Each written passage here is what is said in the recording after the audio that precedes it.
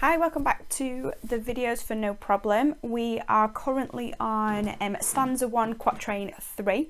So let's have a look at the focus on Timbuktu for this one. So if you give I a chance, I can teach you with Timbuktu, I can do more than dance. A couple of things to pick up on here. I would look at and circle with your vocabulary colour the repetition of you.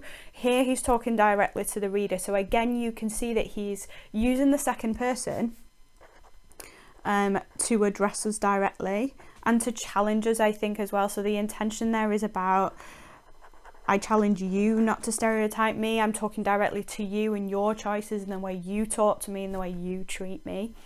And it almost sounds like if you give me a chance, like if you stop your stereotypes, if you actually treat me like a person.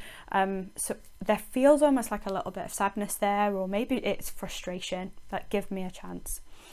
And then we get this reference to Timbuktu.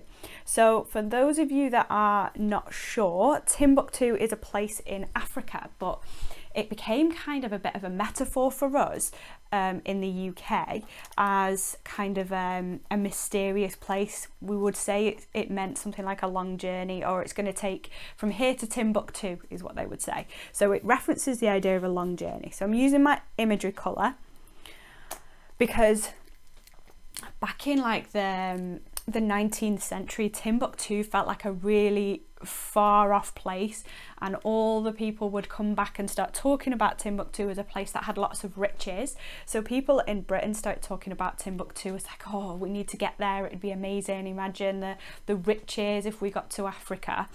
So it became kind of this metaphor, but also about this like mythical place that people wanted to be able to reach. And here I think what you get is the speaker saying, look, I can teach you what Timbuktu is, almost like I'm more travelled than you, I'm more aware than you, where the people in Britain talked about Timbuktu because they couldn't get there. So it's almost like the speaker has an upper hand here. Now that's quite a lot of context built around that word. So let's see if we can just kind of cut it down a little bit. So Timbuktu is part of like a phrase from here to Timbuktu.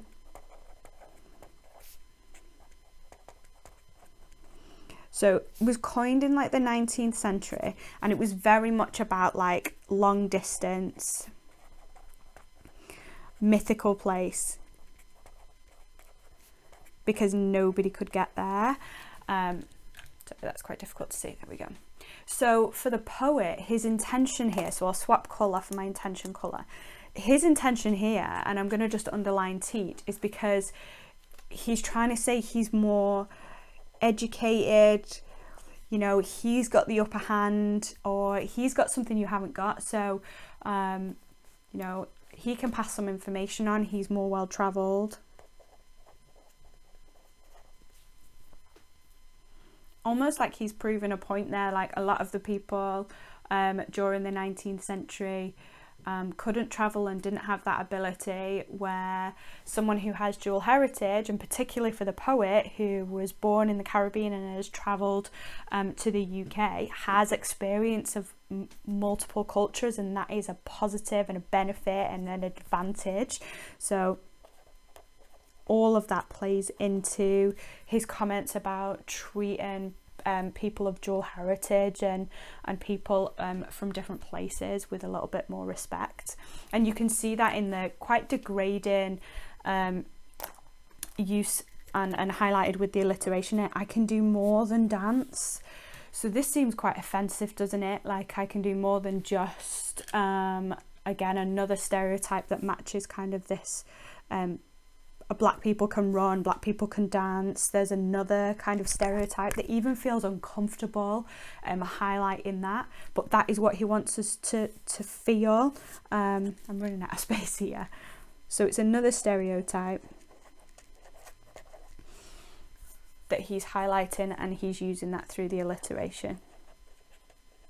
Okay, right, let's have a look at the very last quatrain that he uses here. So again, I'm not the problem. I greet you with a smile. So positive, almost like not holding anything against people. He's not prejudging anyone. He's doing the opposite of how he's treated, really. That he's respectful and kind, and it does emphasize that I'm not the problem. I'm respectful. I'm you know, I'm fair. I treat everybody how I want to be treated, and we get the juxtaposition. So I'm good. I'm doing everything right. I'm modeling the right behavior. You put me in a pigeonhole. Use your imagery color for this one. So to put someone in a pigeonhole is to box people off into specific stereotypes. You can only do this because you're, and you can see he's already highlighted two stereotypes. So let's just put that this is about stereotypes, putting people in boxes, and pigeonholes. If you can imagine, really small boxes that pigeons literally were put in. But here they're saying that what he's saying is the black people are treated as if they can't be anything else, that they can only dance and they're only athletes and that's it. So it becomes quite restrictive and can be seen as quite offensive. It's prejudice, there's discrimination there. It stops him being able to progress, move out, be anything other, because he's stuck. And if you imagine a pigeon in a small box, it can't turn or move, so it's quite limited. It sounds cruel when you picture it as something quite literal, but here it's being used metaphorically.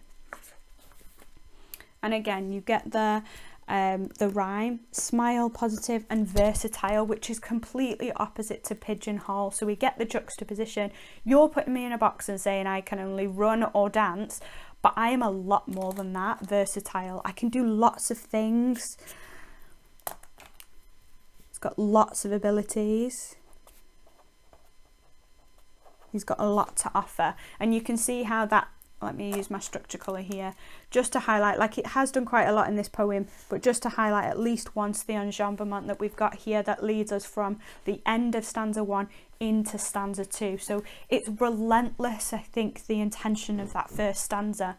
But structurally as well, I think when you think of that stanza overall, you've got the structure of this stanza indicating maybe the rigid structure of the UK and its views and its racist views and treatment of others, which is embedded in different institutions that he's maybe saying needs to be broke out of, which is why he completely changes his structure in the last stanza. And I think it's to create that freedom and show how different it can be, to break out of those stereotypes, which he does in the very last stanza.